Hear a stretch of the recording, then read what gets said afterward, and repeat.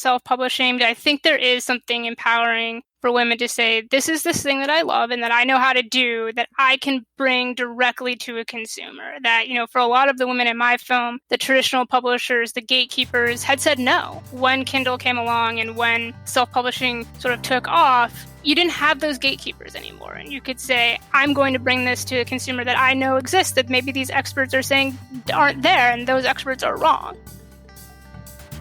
Welcome to the Mitlin Money Mindset Show. This is a podcast about the financial, money, and recreational mindset needed to successfully plan for and live your best life before and through retirement. Let's dive into today's show. The opinions voiced in the Mitlin Money Mindset Show with Lawrence Sprung are for general information only and are not intended to provide specific advice or recommendations for any individual. Past performance is no guarantee of future results. All indices are unmanaged and may not be invested into directly. Investing involves risk, including possible loss of principal. No strategy ensures success or protects against loss. To determine what may be appropriate for you, consult with your attorney, accountant, financial or tax advisor prior to investing. Investment advisory services offered through CWM LLC, an SEC registered investment advisor. Guests on the Mitlin Money Mindset Show are not affiliated with CWM LLC.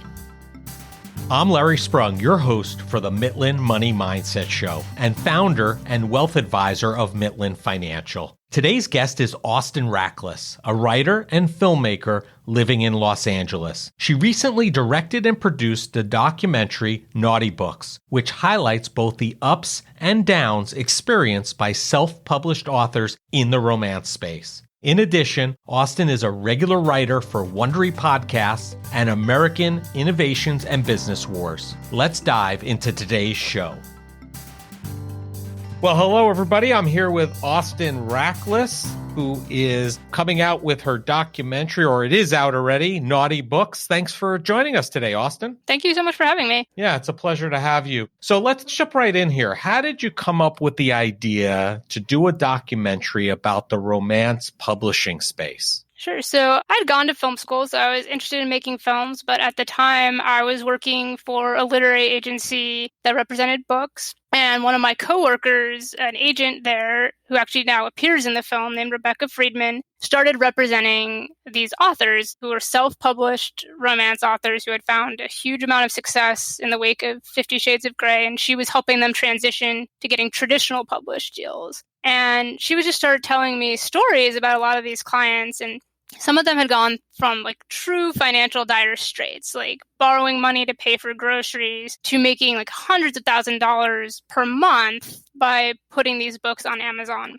Right. And I thought that was a really fascinating story, and it wasn't getting a lot of attention in the mainstream press. 50 Shades of Grey was such sort of a phenomenon that was sort of sucking up all the air around that topic. And I was like, oh, this is something that's not being told. And I liked that it had this sort of classic American dream narrative to it that you could build a movie around, but it also had all these branches that came off of it that you could talk about changes in the publishing industry and how the dynamic between self-publishing and traditional publishing was changing, or ideas of questions about women's sexuality, female empowerment. There was all these other ideas that could tie back to this one main arc. And then what really sort of pushed me over the edge, because to be honest, I've had this idea that, something would make a good documentary, but have never actually followed through on it, was that she told me about this convention that was taking place in Las Vegas called the Naughty Mafia Convention that some of her clients were involved in, and that there were going to be 100 self-published authors there who had all hit New York Times bestseller list, and that thousands of fans were coming. And I think it was about 6 months away from when she told me about it. And it felt very concrete. It was like, okay, I have 6 months to put together a crew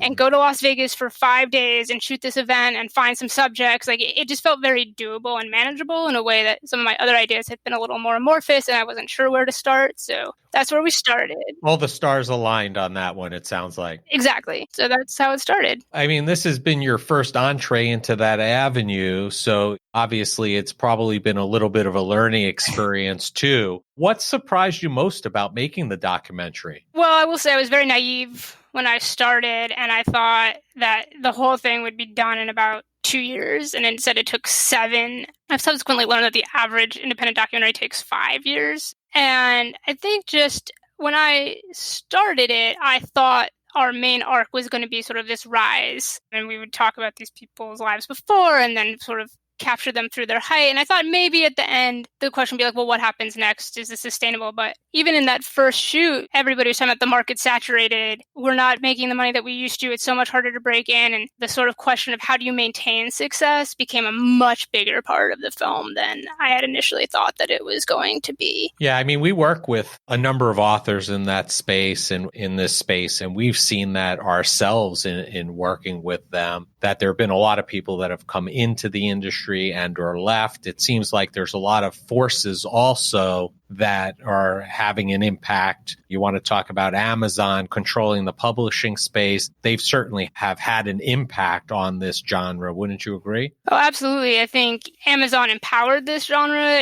by allowing the Kindle that people could directly upload their work, but they represent, something like 90% of the sales. So you are very dependent on this company and they like to change things. So when Kindle Unlimited became introduced, that was a game changer. They're always changing their algorithms. So I think a lot of self-published authors, it's like you can never get comfortable because you never know what Amazon's going to throw at you next. And then you have to adjust to that, besides just general other forces in the market that you also have to adapt to. Yeah, we were actually introduced to this industry early on for a number of reasons, which are too long to get into for this podcast. But one of the reasons was we were brought in by some industry folks because, as you found out, there were many people who had this huge success overnight, had this huge income overnight. And what they ended up doing in a lot of cases was spending that money, not even realizing that they were going to owe taxes on that money as an independent contractor. And when the tax bill came several months later after the end of the year,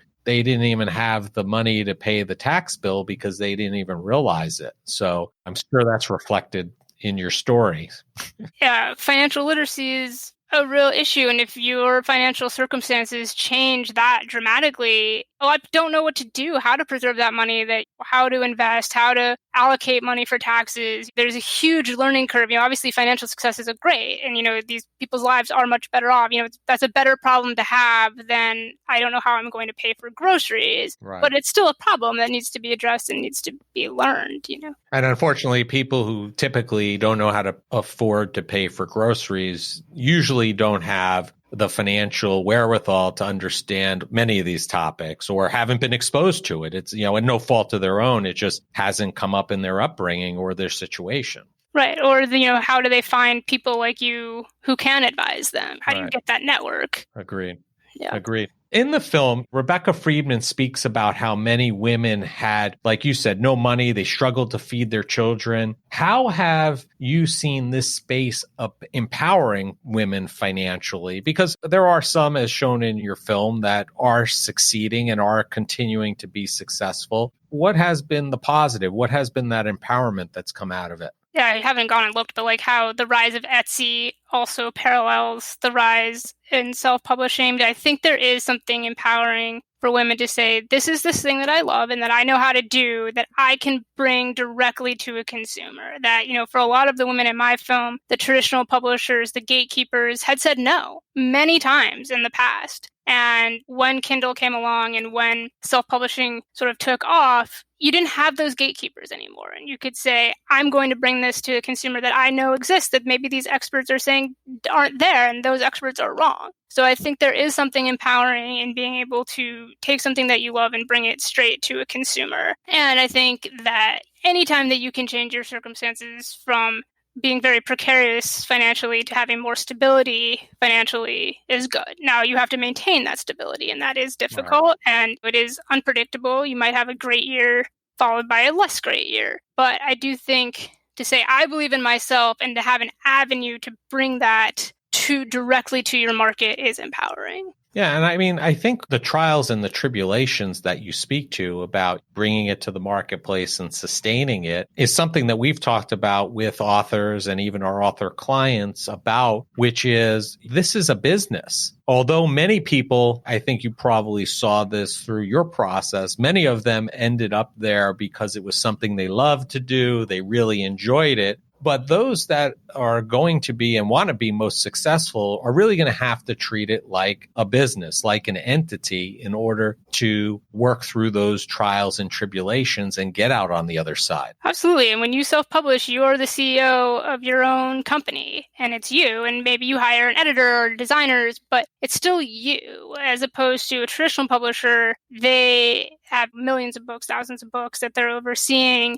and they're going to be the ones who are thinking about the cover and who are thinking about how to market that. All of that comes back onto you when you self-publish. And there is something empowering about that, but it's not right for every person. Like, if you're somebody who is just not interested in that side of it, like you just want to write your book, I don't think self-publishing is the right route, because you can do it, but just don't have the expectations that you're going to be able to quit your job. You can definitely do that on the side, and that's completely viable. There's nothing about this that says you have to make it your full-time job. But if you're genuinely just not interested in the business side of it, self-publishing is going to be a big challenge, because that is, I was talking with one of my authors who said that writing the book is like 10% of what she does. Right. And the other part is, how do I market? What price point am I going to sell this at? What's the best cover to attract my readers for the genre? That there's just so many decisions beyond how do I tell the best story that I can. Yeah, you have to be good at a lot of things, or you have to be in a position where you're going to grow and sustain that growth, where you could be the chief visionary and the writer and have a team of folks that are going to execute all those other areas that you don't want to concentrate on or learn because you're not very interested. You're really interested in the writing, right? So it's really one or the other, or not be self-published, like you mentioned earlier. Right. And even if you go that route where you hire other people, you're still a boss and you're still having to manage a bunch of other people. Sure. That is also a decision that you're going to have to make that you want to do. I think there's a misconception just in the general population that self-publishing is somehow easier than traditional publishing. And it's easier in terms of, yes, you click a button and your book is now on Amazon. But in terms of everything else, it's not easier. Like, you're having to do a lot more by yourself. I agree. I think the only thing easier is the barrier to entry. You have a lower barrier to entry to get in there, but everything else is probably just as, if not more difficult and challenging. After you've gone through this process and learning what you've learned and what you've experienced, what would you like listeners to know about the romance book marketplace? Well, I think for one thing, this is maybe less about the marketplace and about the genre, is if you've never read romance, I think you have a perception of it that it's sort of the Harlequin romance, the Fabio covers, but that's really only one aspect of the romance genre. That it's a very wide-ranging genre. It's more of like an umbrella category that many different genres are published underneath. So I think it's much more diverse in all senses of that word. And I think for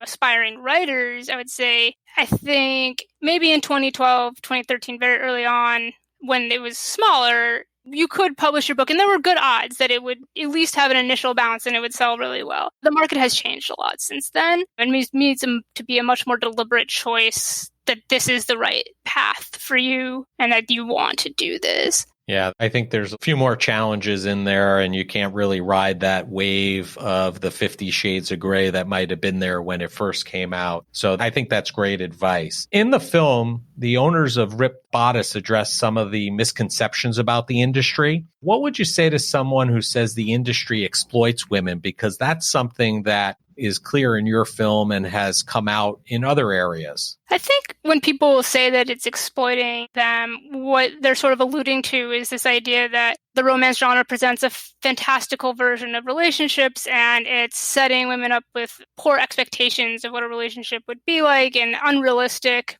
And there's this idea that maybe readers can't distinguish between fantasy and reality. And I disagree with that. I also think that fantasy is a big appeal of all fiction genres. Like, I read across a wide range of genres. I'm not exclusively a romance reader, and one genre that I read a lot in is mystery. Well, let me tell you, that's a fantasy because I am never ever going to solve a murder. Like, it's just not going to happen. And part of the reason we read fiction is to read experiences that we're not going to have.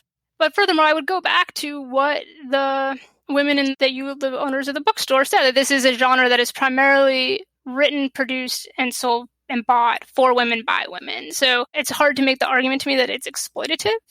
Right. Yeah. I mean, I think it gives them an avenue. Listen, I've run into some male writers in this genre, but I think they're the exception to the rule. I think you'd agree. it's predominantly women. And I think it gives them a great opportunity and avenue for a career or an opportunity that perhaps wasn't here 10, 15 years ago. Absolutely. I agree. Which is excellent. So, I mean, what would you say? Obviously, we've had a lot of discussion about self-publishing and how it's changed over the years. What would you say to those authors out there, aspiring authors who are considering self-publishing? How would you recommend that they proceed? So I think, like we said, you do have to acknowledge that it's a business and that is going to be part of your responsibilities if you decide to pursue this route.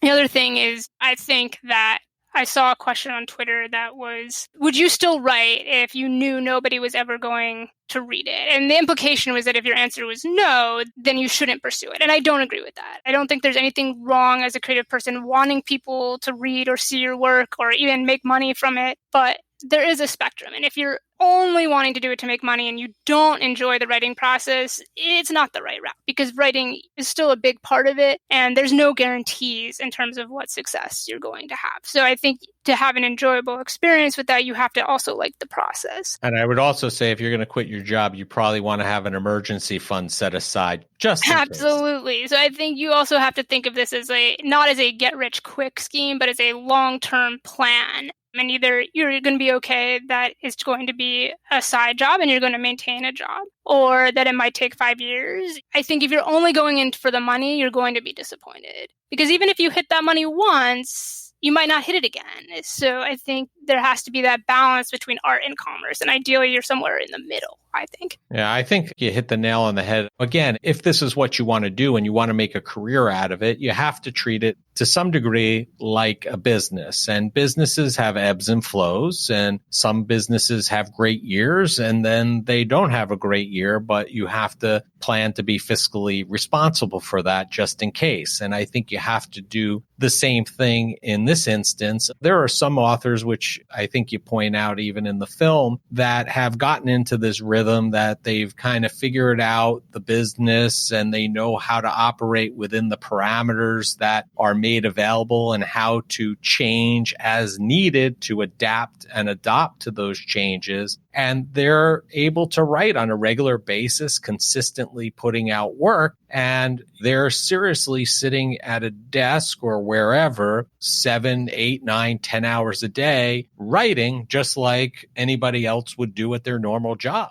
Yeah, and one of our authors, Kristen Proby, who's featured and has the most consistent success of our subjects, she's incredibly disciplined. I mean, she writes 5,000 words a day, no matter what. And then she's also very business savvy, and she designates a certain number of hours per day to managing the business side of it. Mm-hmm. And you're right, it is just like any other job. She sits in that office and she writes those words. It doesn't matter that theoretically this is fun. You're writing about people falling in love. It's like you still have to sit down and you have to put those words on the page. Yeah, we are a big fan of Kristen Proby. She's a big supporter of the Keith Milano Memorial Fund, which is a charity that my wife and I, or a memorial fund that my wife and I had started at the American Foundation for Suicide Prevention. And over the years, she has been very, very supportive of the work we've done. So we're very familiar with her and honor her success and are very excited when we see her success. So yes. It's excellent.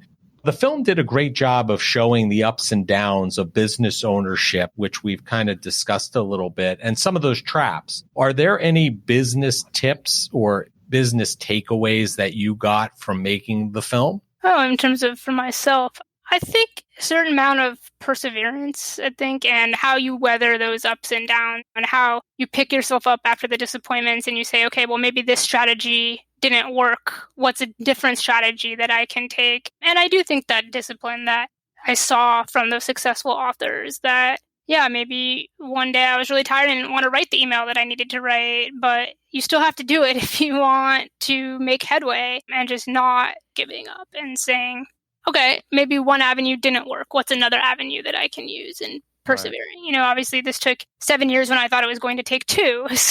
But every time I thought about walking away from the project, that felt worse than whatever hurdle I needed to overcome. So listen, it's like anything else, right? Businesses, you have to make that 5-year mark because most of them don't. And anything worthwhile takes a lot of perseverance and dedication for sure. And I'm sure the community is very pleased and happy with the outcome and the fact that you stuck with it and are able to tell this story. Yeah, I've been very pleased with the response from the community. And I was really nervous. I thought they would like it. I hoped they would like it. So it's very gratifying to see that thus far they seem to be liking it. Awesome. Well, listen, this is the Mitlin Money Mindset, and we end every show with the same last question to all our guests, and that is, what did you do today that brought you joy and put you in the right mindset for success? All right, so today's been a little bit of a whirlwind. I woke up to something that had to be taken care of right away, and I need to get it done before I need to talk to you. And I am 3 hours behind you, I would like to point out. So I haven't done it yet,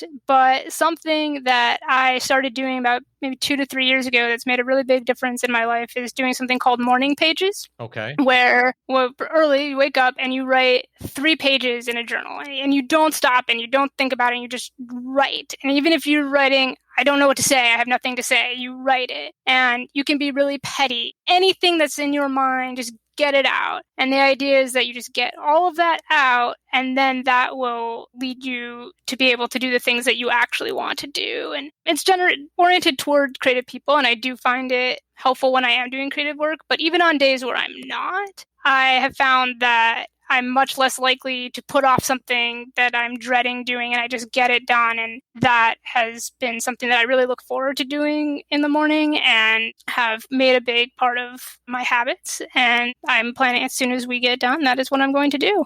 Well, it sounds like a great way to start the day with a clear head and a clear mind and really focus in on what you need to do. So thank you for sharing that. So if people want to find you, Austen, online, what's the best way for them to do that? So the website for the film is naughtybooksdoc.com, and that is also our Instagram account. And our Facebook account is Indie Romance Doc, because Facebook would not allow me to have naughty in the URL. If you search Naughty Books, it'll pop up. But if you want to go directly there, it's Indie Romance Doc. So that is where the film is. Great. And that's going to be available for rental or purchase, right? Yes. Awesome. iTunes, Amazon, all those places. Great. Well, Austen, thank you so much for joining us today. We appreciate your time and make it a great day. Thank you. Thank you so much for having me. This is a great conversation. My pleasure. I want to thank Austen for being a guest on the Mitlin Money Mindset Show. Her documentary, Naughty Books, really provides perspective on what has taken place in the romance writing industry. If you're considering being a self-published author, I would highly suggest watching this film. There are several great business lessons embedded in it. The movie is available on all platforms for purchase or rental, and you can visit naughtybooksdoc.com to learn more. Thank you for joining us this week on the Mitlin Money Mindset. Make sure you visit our website at mitlinfinancial.com and be sure to smash the subscribe button so you don't miss a show. We encourage you to help others find our valuable content. And listen, please, don't keep us a secret. You can also schedule an Is There a Fit call right from our website or by using the link that you'll find in the description section of your podcast player or app. Be sure to join us for our next episode to learn more about the mindset needed to successfully plan for and live your best life before and through retirement. The opinions voiced in the Mitlin Money Mindset Show with Lawrence Sprung are for general information only and are not intended to provide specific advice or recommendations for any individual. Past performance is no guarantee of future results. All indices are unmanaged and may not be invested into directly. Investing involves risk, including possible loss of principal. No strategy ensures success or protects against loss. To determine what may be appropriate for you, consult with your attorney, accountant, financial or tax advisor prior to investing. Investment advisory services offered through CWM LLC, an SEC registered investment advisor. Guests on the Mitlin Money Mindset Show are not affiliated with CWM LLC.